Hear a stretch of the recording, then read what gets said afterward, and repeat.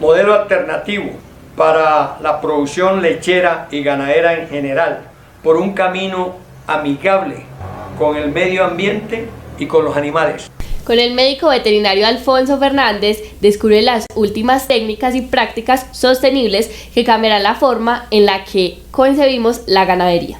Acompáñanos en esta travesía hacia un enfoque más consciente y exitoso en la producción ganadera. Estamos en la red por Facebook y por YouTube. Algo que vengo trabajando hace 45 años. Ha sido un trabajo, yo diría, personal. Hoy el soporte que tengo sobre lo que yo vengo trabajando no es la inteligencia artificial. El soporte yo lo adquiero desde hace más de 45 años ya, que pude tener acceso a una propuesta productiva de industrialización de carne y leche de una escuela que, por ser demócrata y por ser alemana, una Alemania que quedó en manos de Rusia, de la misma Alemania, de los Estados Unidos. Entonces, la Alemania demócrata, para recordarles que quedó del lado de la Alemania demócrata la Universidad de Carlos Marx. Esta universidad quedaba en Leipzig, hoy es la Universidad de Leipzig. Retomó nuevamente el nombre antiguo que tenía porque se le dio el nombre mientras estuvo bajo el poder de los rusos. Entonces, en esta escuela, en esta universidad, el departamento de ciencias veterinarias, hubo un médico muy interesante, me pareció, para la época, un médico clínico, el cual proponía a la industria ganadera optimizar. Cuando empieza la industrialización de la carne y de la leche, después de la Segunda Guerra Mundial, la Alemania demócrata, durante 5 años, del 71 al 75, es una propuesta de Estado de hacer un diagnóstico. Se demoró 5 años. Este diagnóstico consistió en evaluar todo el sector agropecuario en cuanto a ganadería y en cuanto a agricultura. Para demorarse 15 años, pues fue un estudio muy completo, y luego ellos proponen unos cambios en la parte genética. Por ejemplo, hicieron una evaluación de la calidad de los ganados, los litros de leche en las vacas, la capacidad de carga de las tierras.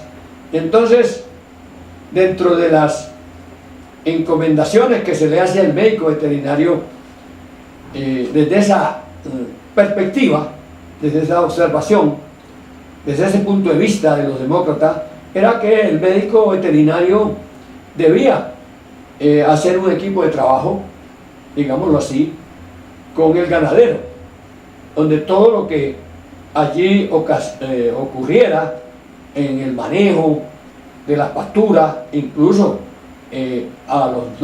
nosotros los médicos veterinarios nos encargaron que teníamos que mirar la oferta alimenticia, la calidad de la oferta, los volúmenes que se estaban dando por vaca día y la capacidad de carga que se podía manejar en los hatos para no caer en la inconsistencia de poner los animales a aguantar hambre.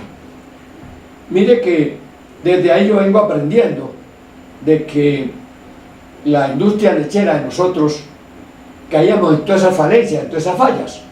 Uno encontraba el que manejaba unas pasturas de más de 40, 50 días hechas y con una cuerda eléctrica le exigía a las vacas que tenían que comerse esa paja, y después a las 24 horas, a las 36 horas volvía y miraba, y sí decía, sí se la comió, mire que era pretensión de esa vaca, era que quería comer, zapotear. Entonces mire que no hubo una preparación, no hubo una educación, no ha llegado el conocimiento de manejo de las vacas. Yo digo, todo esto ha sido el producto de acierto y error. Es decir, se ha aprendido algo sobre las pérdidas y sobre los ensayos improductivos que desafortunadamente los ganaderos les ha tocado asumir a ellos las pérdidas. Entonces, cuando yo tengo acceso a esta propuesta, sin estar todavía vinculado al norte, yo ya traigo la propuesta desde que hago, como yo digo, hago una especialización en leche durante 7-8 meses en la hacienda Escocia, en Caldas.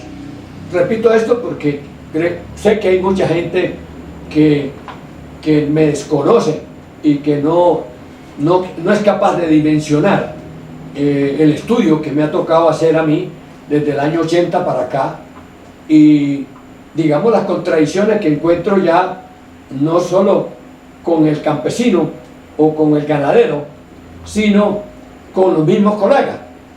El procedimiento mío, un médico que no lo he cambiado hace 45, casi 50 años, era que lo primero había que revisar clínicamente al paciente. Eso para mí era la credencial de ser médico. Yo creo que la credencial de ser médico es que el médico tiene que medirle los parámetros fisiológicos al paciente, así sea una tortuga. ¿Por qué? Porque de los parámetros fisiológicos se va a depender si el animal está en equilibrio con su entorno o si ya se perdió. Eso se llama la homeostasis. Cuando se pierde ese equilibrio, aparecen las alteraciones en los parámetros fisiológicos.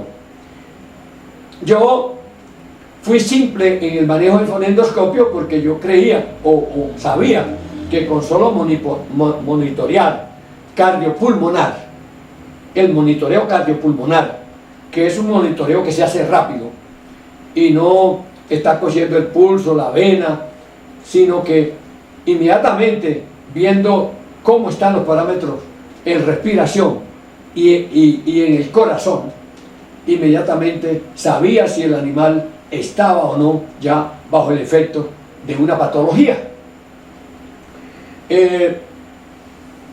Para el común, yo creo que ha sido mucho el poquito ganadero que le ha importado el que yo llegue a la finca con un fonendo aquí colgado y que a todas las vacas las revise.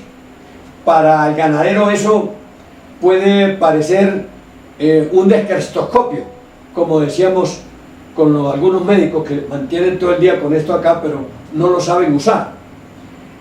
Y mentira, en medicina veterinaria el fonendoscopio hoy, si se mete en la inteligencia artificial, es la herramienta número 1 para diagnosticar en forma temprana los problemas sanitarios. Y quiero hacer un comparativo con, ahorita me meto a la inteligencia artificial, pero me voy a meter a un artículo que saqué de la literatura demócrata alemana hace más de 40 años. Yo creo que esto lo saqué por ahí hace 20 años. El artículo en el libro dice: la sanidad como factor intensificador de la producción. Ellos dicen que una de las características de la producción industrial de leche y de carne de bovinos es la obtención con máxima seguridad de grandes cantidades de carne o leche de la mejor calidad en un plazo determinado. Dicen que la seguridad de la producción de la leche o de la carne depende de forma determinante, oígase bien, depende de forma determinante de la protección de los efectivos ganaderos, o sea, de cómo evitemos las enfermedades frente a las epidemias. Ahí viene la observación de que tenemos que hablar de parásitos y otros patógenos particulares de la salud. Así, la producción industrial, óigase bien, es identificable. Esto lo leí hace más de 45 años. La producción industrial es identificable con una producción sin pérdida, es decir, con la exclusión de aquellos factores que amenacen la salud de los animales y puedan ejercer influencias negativas. Esto es profundo para esa época y para hoy, porque esto no lo estamos viviendo hoy, porque aquí desarrollamos una industria lechera, digamos, sin una dirección de la sanidad para obtener productos sanos y excelentes. Mire, el gran problema que se tiene, por ejemplo, con la glándula mamaria es desconocer que hay una patología anterior a la inflamación de la ubre que se llama estrés oxidativo, y cómo el estrés oxidativo es inmunodepresivo y cómo permite que las bacterias colonicen sin mucho sacrificio la glándula mamaria. Pero cuando una bacteria llega a la glándula mamaria, en nuestra industria poquito paupérrima, digo yo, en nuestra educación en la industria lechera, es que se nos enseñó que la infección de la ubre entraba por los pezones. Yo diría que esto es una verdad a medias. Yo digo, si yo tengo una vaca aquí en un medio que está totalmente plagado de bacterias, porque la bacteria vive en el aire, pulula en el aire contaminado, y tengo unos hollares que son las fosas nasales de la vaca, ¿qué mejor vía para entrar cualquier bacteria a una máquina biológica como es la vaca? Entonces, para mí, esta aseveración de que había que casi que ponerle un tornillo sellado en el pezón para evitar las mastitis no era sino un sofisma de distracción, una manera de vender productos a las fincas. Entonces, mi punto de vista arranca de que es la línea inmunológica la herramienta con que el gran creador nos dotó a todos los seres vivos para que tengamos la manera de defendernos de otros seres vivos que puso en el entorno, que algunos, y es curioso, algunos como la pasterela, la puso el Señor en la nariz de la vaca, y más de un 60%, usted con un hisopo hace un chequeo de sus vacas, y más de un 60% le va a dar que tiene la pasterela en la fosa nasal. Pero ¿qué ocurre? La pregunta es, ¿y por qué el Señor puso esas bacterias a vivir ahí? Ellas ahí no hacen nada. De pronto mantener una microbiota para evitar la entrada de otros más peligrosos, me supongo. Pero ¿qué ocurre? Cuando usted coge un bovino y lo pone, por ejemplo, en una cordillera donde el agua está abajo y viene un verano y se reseca la mucosa de los bovinos, entonces hay una abrasión, o sea, se raja, se aparecen heridas en la mucosa y la bacteria que está ahí se le ocurre entrar, y eso entra y se multiplica y ella produce una toxina que con 1 centímetro que usted le inyecte a una vaca en un cuarto de hora ya está botando sangre por todas partes. La septicemia, la fiebre hemorrágica. Entonces decimos, mire, tenemos la muerte detrás de la oreja, digo yo a veces. Si usted sabe que su animal tiene la muerte ahí cerquitica, pues lo más natural o lo mejor que podemos hacer es evitar que el animal aguante sed, por ejemplo. Y eso, no. De pronto tenemos las novillonas por ahí arriba que me tocó. Yo he trabajado mucho en este norte. Unas novillonas aquí por Don Matías, en una falda de mucha pendiente, y demás que se demoraban mucho para bajar a buscar el agua. Estas novillonas empezaron a morirse por septicemia. Entonces uno dice, hombre, qué triste pues que el desconocimiento permita estas cosas y que no haya un acompañamiento. Entonces ahí caigo yo en que muchas de estas cosas el hombre del campo ha adolecido de ellas porque el conocedor de esto o no ha llegado el que imparta la educación y enseñe evitar estas cosas.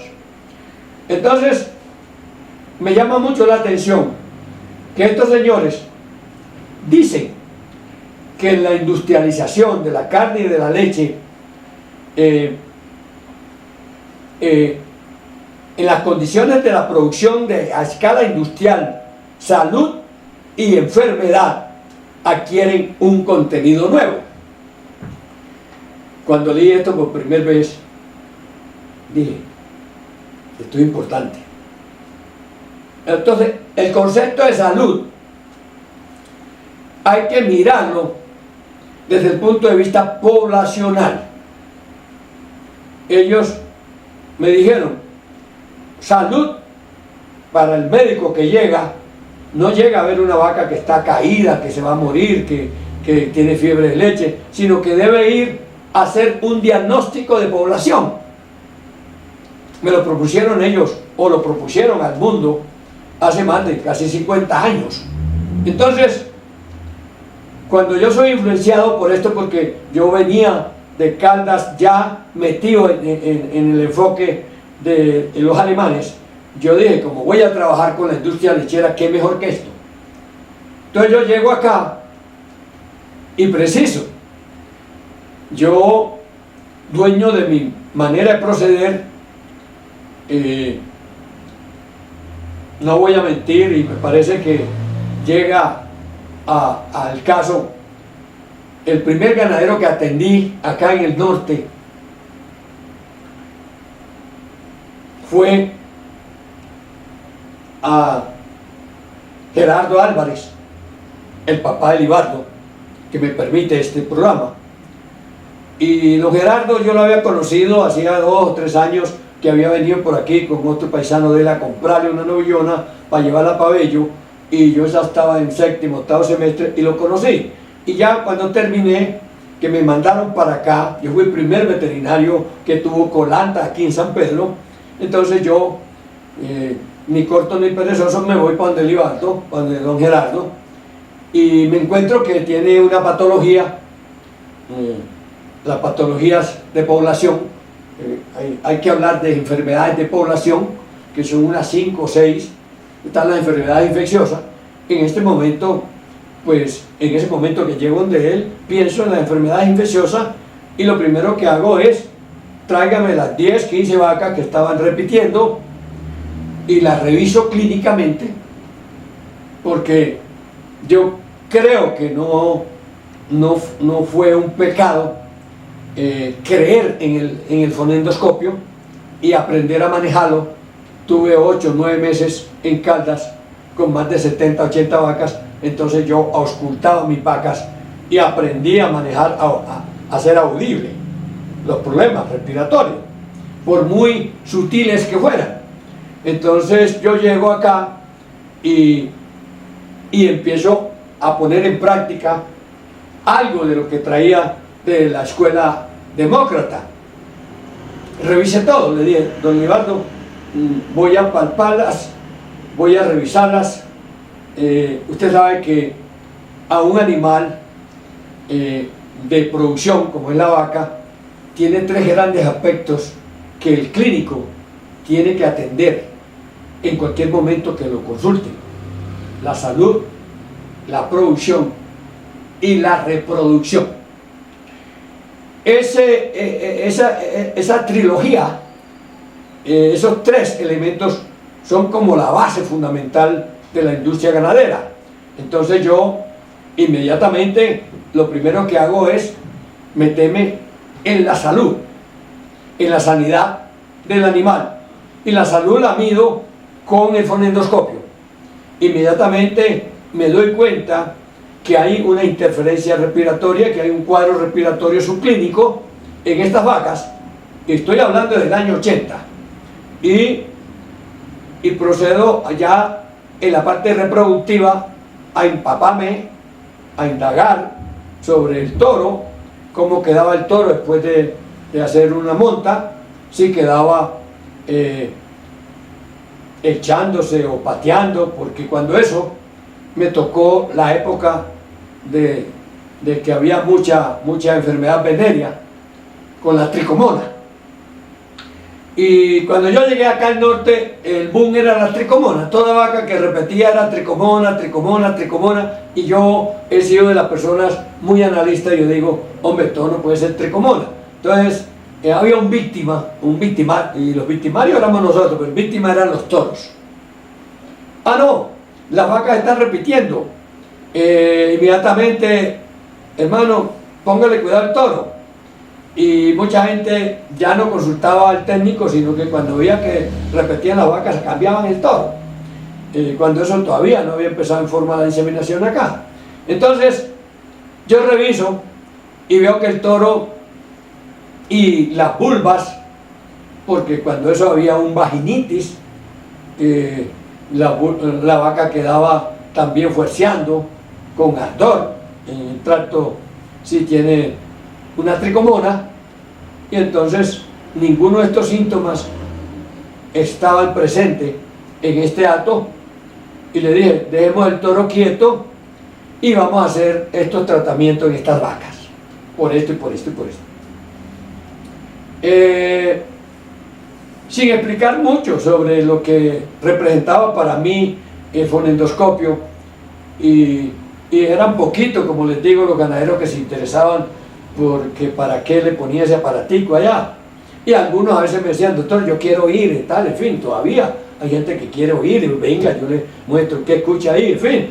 Entonces, yo le pongo toda la fe a que esta patología, que aparentemente es invisible, que es la neumonía subclínica crónica, yo digo que está en más del 99% de nuestras vacas, pero como es una patología que se acomoda y todos estamos esperando que la vaca caiga por allá en un hueco, que esté afiebrada para aceptar que la patología está, mire, la forma perfecta de las patologías infecciosas es la forma subclínica. ¿Por qué? Porque la forma subclínica es una convivencia, es un parásito. Los parásitos no son solo las lombrices, también la bacteria, el virus, son parásitos que van a vivir a expensa del animal. Entonces ellos se acomodan de tal manera que subclínicamente usted no va a ver nada. Ejemplo, cuando uno les dice a los ganaderos que tienen una patología subclínica en la glándula mamaria, y que tiene los cuartos con una cruz, con dos cruz, con tres cruz. Hombre, eso es un acomodo de la infección. Cuando aparece una vaca con mastitis clínica, póngale la firma que más de un 40% tiene mastitis subclínica. Entonces mire que es la forma como la naturaleza se defiende. Y eso para mucha gente no tiene valor. Y yo digo, eso es lo más importante hoy. Porque esas 40% que están subclínicos te están haciendo un robo grandísimo y vos no lo cuantificas, y mucha gente no le interesa ya hacer, que para qué hacer chico de mastitis, por Dios. Mire, cuando la ubre, que es uno de los sistemas de producción de la vaca, se inflama, no necesariamente es porque llevó bacterias, sino que estamos en unos ambientes que ya no son compatibles con la salud de los animales, muy estresantes. Ahora con el calentamiento global, que ya hay que meterlo dentro de cualquier programa de producción, es que tenemos que el estrés por calor, el estrés calórico, desencadena un desequilibrio del animal y pierde la capacidad de defenderse de virus, bacterias, parásitos, hongos, y tenemos unos animales colonizados y viven con todas esas colonias, todos esos huéspedes o arrendatarios que no pagan el arrendo. Entonces esos son los que se llevan, digo yo, más de un 30% de las producciones. Entonces cuando los demócratas me dicen es que la sanidad es el factor más importante que intensifica las producciones, por acá en el final del artículo ellos me dicen: a la luz de lo expuesto, la sanidad animal resulta ser un factor decisivo para la intensificación, o sea, para la incrementación, para aumentar de la producción, es decir, una reserva de esta última de la mayor importancia económica. Pues hombre, hoy por hoy que ya tenemos el que le estamos creyendo más a la inteligencia artificial, y yo me ufano en decir que hace más de 50 años lo que la inteligencia artificial me está enseñando, yo lo vengo practicando hace 47 años. Yo soy profesional del 79 y llegué acá a San Pedro en el 80. Entonces, cuando ya encuentro que la inteligencia artificial se involucra en estos términos, miren lo que les voy a leer de la inteligencia artificial en este momento.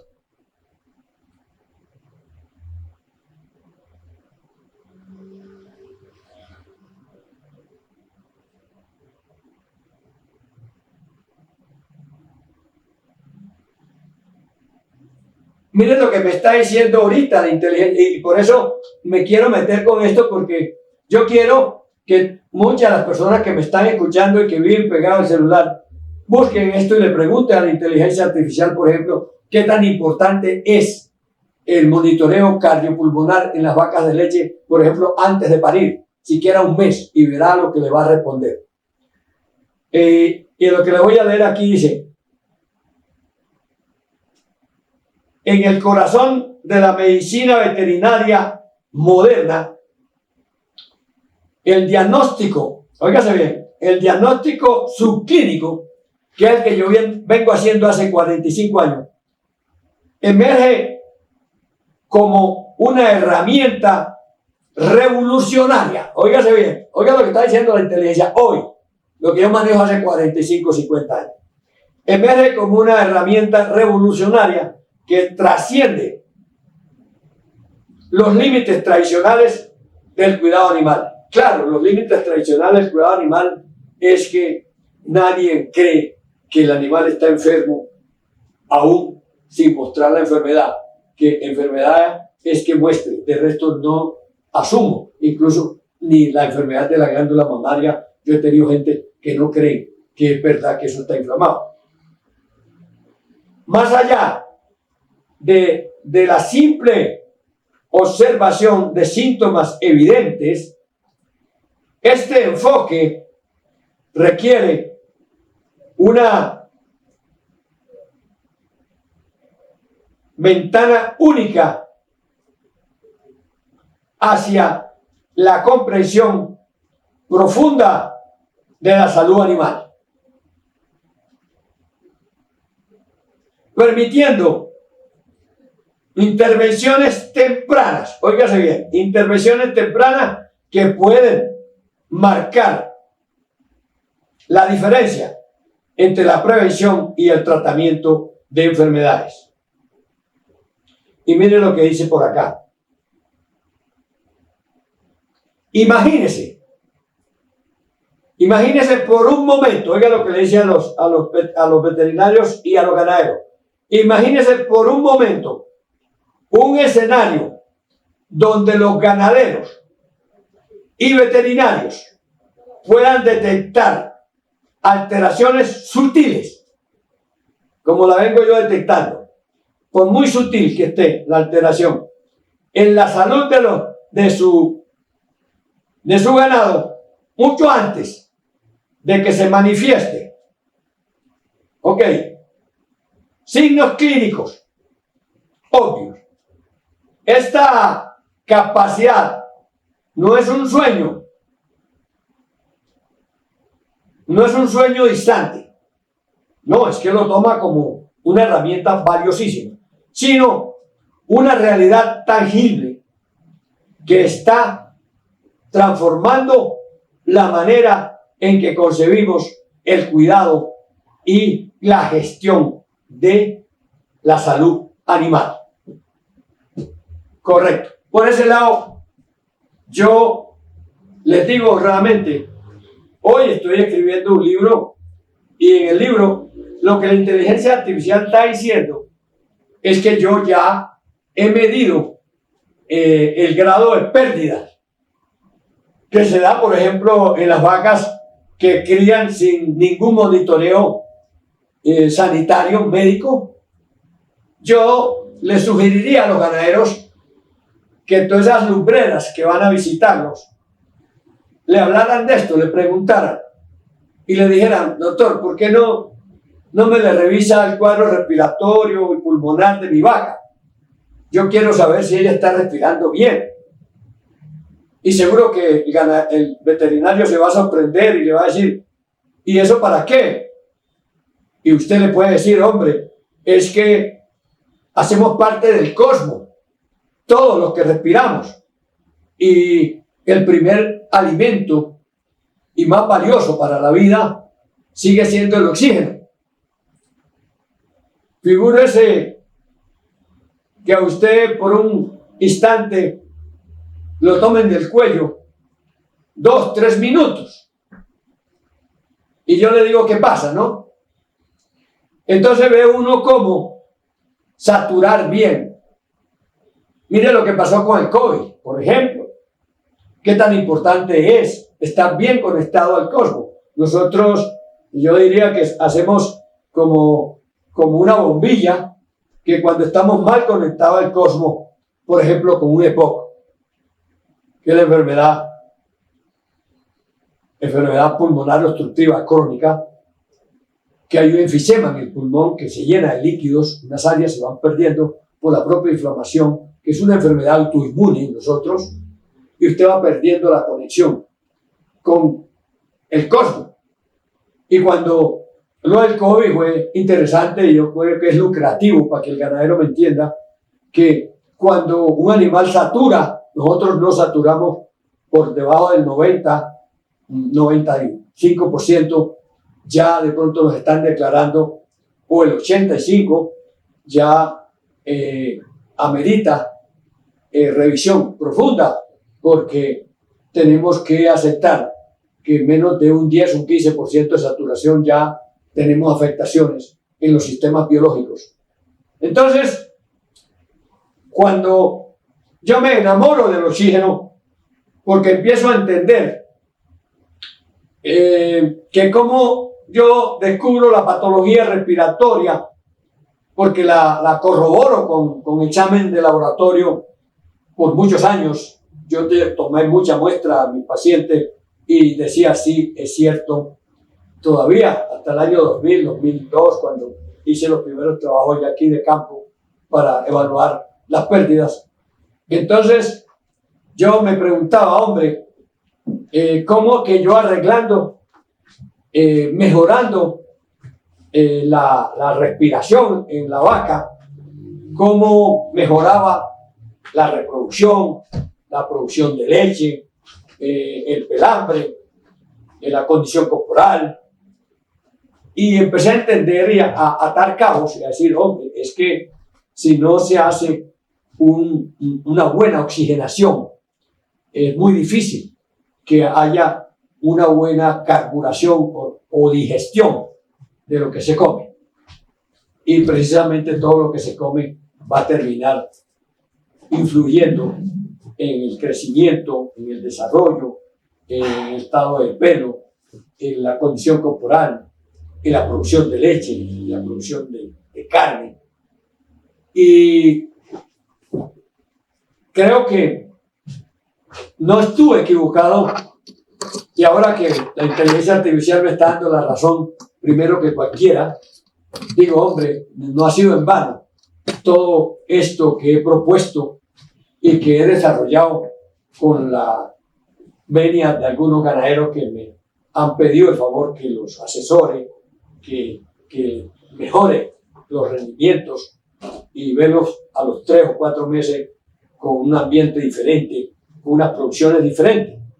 Esto para mí es uno de los logros grandes que he tenido y que hoy que estoy ya con un libro donde voy a plasmar toda mi experiencia, mis resultados, mis logros, y veo que con la ayuda de la inteligencia artificial se me va a hacer mucho más fácil lo que quiero que la gente lea para un futuro. Muchas gracias. Estamos prestos a la llamada. Mi nombre es Alfonso Fernández, 312-282-1820. Muchas gracias.